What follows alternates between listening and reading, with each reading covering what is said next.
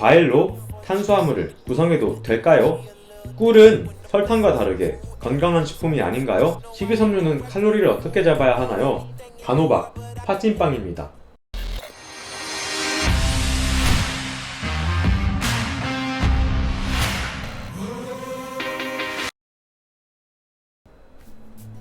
안녕하세요. 알약TV입니다.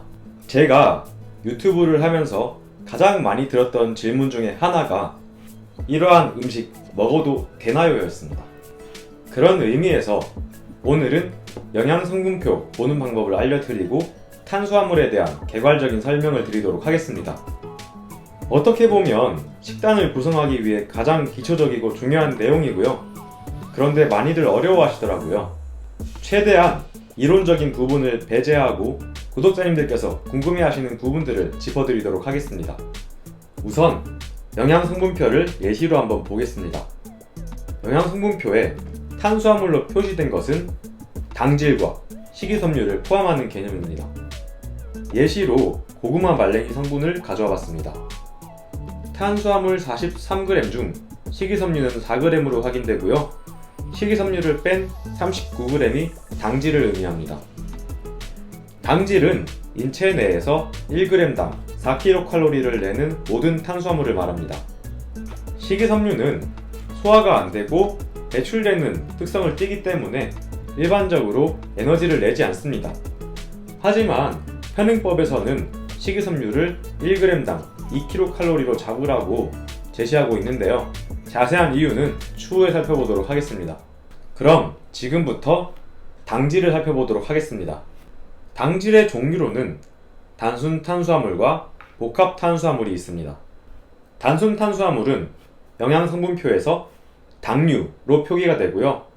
단당류와 이당류로 나뉘게 됩니다. 당류는 단맛을 내는 나쁜 탄수화물이고요.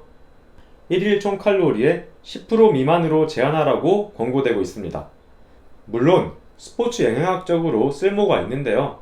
기회가 된다면 추후에 다뤄보도록 하겠습니다. 단당류에는 포도당, 과당, 갈락토스가 있고요. 이 중에서 포도당과 과당만 살펴보도록 하겠습니다. 포도당은 인체에서 가장 중요한 에너지원이고요. 혈당에서 당이 바로 포도당을 의미합니다. 간, 근육, 글리코겐도 포도당을 쌓는 구조인데요. 그만큼 충분한 섭취가 중요하다고 할 수 있습니다.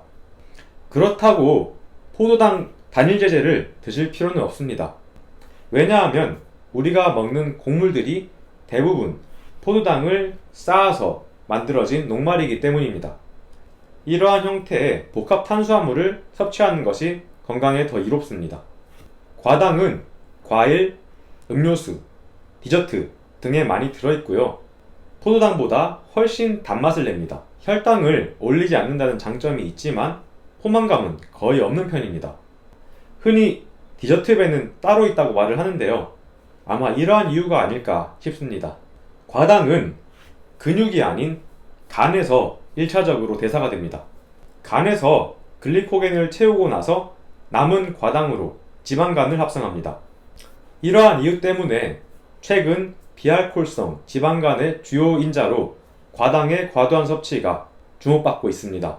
한편 근육은 과당을 효율적으로 이용할 수 없습니다. 이러한 이유 때문에 과당은 최대한 제한해 주시는 것을 추천드립니다. 과일도 많이 먹으면 독이 되고요. 최악은 액상과당이라고 할 수 있습니다. 옥수수 전분에 포도당을 과당으로 이성질화한 것을 액상과당이라고 하는데요.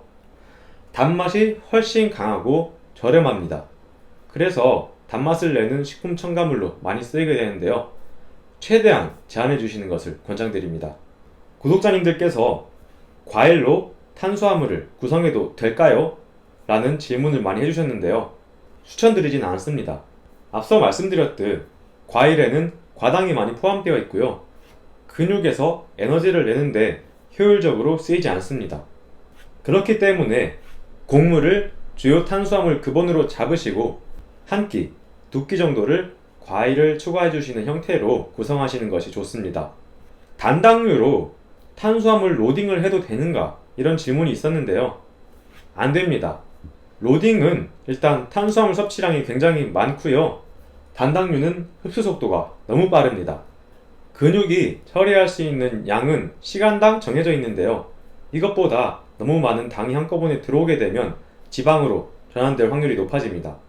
또한 액상과당 등 과당이 많은 제품들은 근육에서 글리코겐을 효율적으로 회복시키지 않습니다. 이렇게 단당류를 살펴보았고요. 다음은 이당류를 살펴보겠습니다. 앞서 설명드렸던 단당류 두 가지의 조합으로 엿당, 설탕, 유당으로 나뉘게 됩니다.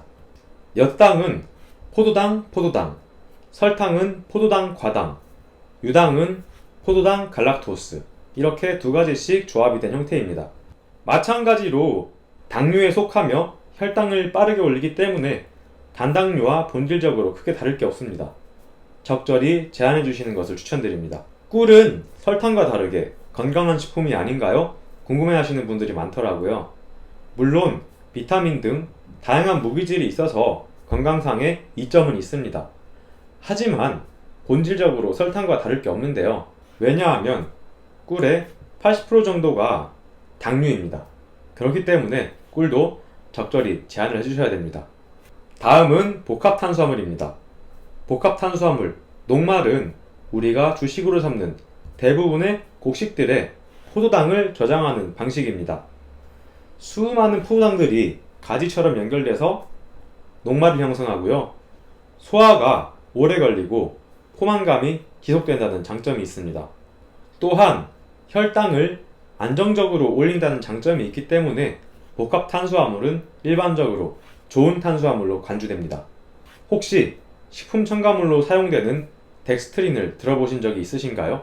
덱스트린이 건강에 나쁜가? 이런 질문을 많이 들었는데요. 본질적으로 녹말과 다를 게 없습니다. 덱스트린은 녹말을 쪼개서 저분자한 것에 불과합니다. 마지막으로 식이섬유를 살펴보도록 하겠습니다. 식이섬유는 수용성, 불용성 식이섬유로 나뉘게 됩니다. 수용성 식이섬유의 일부는 소화가 되고요. 에너지를 낼 수 있습니다. 반면 불용성 식이섬유는 소화가 안 되고 장에서 변을 형성하는 역할을 합니다. 적당한 식이섬유는 변비 예방, 콜레스테롤 수치 개선, 암 예방 등에 이로운 작용을 합니다. 하지만 과도한 식이섬유의 섭취는 복부팽만, 소화불량 등 소화기 부작용이 있을 수 있으니까 적절한 양의 섭취가 중요하다고 할 수 있습니다. 그런데 대부분의 성인에서 식이섬유를 많이 먹어서 문제가 되는 경우는 거의 없습니다. 다이어트를 위해서 하루 샐러드를 1kg씩 먹는 경우를 제외하거든요. 식이섬유 1일 적정 섭취량은 남자 38g, 여자 25g이니까 참고하시기를 부탁드립니다. 많은 분들께서 식이섬유는 칼로리를 어떻게 잡아야 하나요? 궁금해 하시는데요. 정답을 정해드리기 참 애매한 부분입니다. 어떤 식이섬유를 주로 드시는지, 또 얼마를 드시는지에 따라서 결정하셔야 할 문제이고요. 저는 이렇게 추천드리고 싶습니다. 땅에서 나는 채소, 곡류를 통해서 식이섬유를 주로 섭취하신다? 그러면 식이섬유를 칼로리에 반영하실 필요가 없습니다. 반면 해조류, 과일 등을 통해서 주로 식이섬유를 섭취하시고 또 그 양이 많다? 그러면 1g당 2kcal를 잡아주시는 것이 좋을 수 있습니다. 식이섬유 관련해서 또 많이 받는 질문인데요. 채소로만 탄수화물을 구성해도 될까요? 안 됩니다. 채소의 경우에는 에너지를 낼 수 있는 당질이 부족한 경우가 대부분입니다. 채소로만 탄수화물을 구성하시게 되면 거의 무탄수화물 다이어트가 되고요. 근손실 정말 많이 날 수 있습니다. 추천드리지 않고요. 곡류를 메인으로 잡으시고 채소는 무기질, 식이섬유를 채운다 이런 생각으로 가져가시는 것이 좋습니다. 네, 이렇게 영양성분표 보는 방법을 알려드렸고요. 실전에 한번 적용해 보도록 하겠습니다. 과연 이런 음식들이 다이어트에 적합한지 같이 판단해 보도록 하겠습니다. 첫 번째는 군 고구마 말랭이를 한번 가져와 봤습니다. 고구마는 보통 건강식품으로 알려져 있고 다이어트 때 가장 많이 활용하는 탄수화물 급원입니다. 한번 성분표를 살펴보겠습니다. 총 내용량이 60g이고요. 탄수화물이 무려 43g이 들어있습니다. 식이섬유는 4g 있네요. 앞서 말씀드렸듯이 그러면 당질은 39g이 됩니다. 39g 중에서 당류, 단당류와 이당류가 24g이나 들어있습니다. 그러면 나머지 15g만이 복합 탄수화물인데요. 과연 이런 제품이 다이어트에 적합할지는 구독자님들의 판단에 맡기겠습니다. 다음은 다이어트의 클래식 찐고구마입니다. 서빙 사이즈 100g당 탄수화물이 30g 포함되어 있고요. 그 중에서 식이섬유는 3.3g입니다. 당류가 7g이 들어있고요. 생각보다 많은 양이 포함되어 있다고 볼 수 있습니다. 그래도 다이어트에 크게 지장 없는 수치니까요. 고구마도 좋은 식품인 것은 분명합니다. 다음은 로만 통밀빵입니다. 제가 다이어트 때나 비시즌에 정말 많이 활용하는 음식이고요.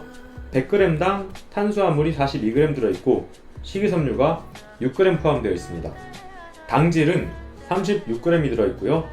그 중에서 당류가 5g 들어있습니다. 대부분이 복합 탄수화물로 구성된 좋은 급원이라고 볼 수 있습니다. 그 외에 지방 비율이 조금 높은 편인데요. 7g 중에서 포화지방은 2.3g, 트랜스지방은 0g이니까요. 불포화지방산이 많이 포함된 괜찮은 급원이라고 볼 수 있습니다. 덤으로 단백질은 12g이나 들어있습니다. 물론 성분 중에 쇼트닝이나 첨가물이 많다고 하는데 저는 성분표만 보고 말씀을 드리고 있고요. 항상 추천을 드리는 편입니다. 다음은 단호박 팥찐빵입니다.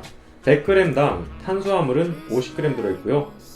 당류는 10g이 포함되어 있습니다. 지방 3g, 단백질 7g. 성분이 나쁘지 않아 보이고요.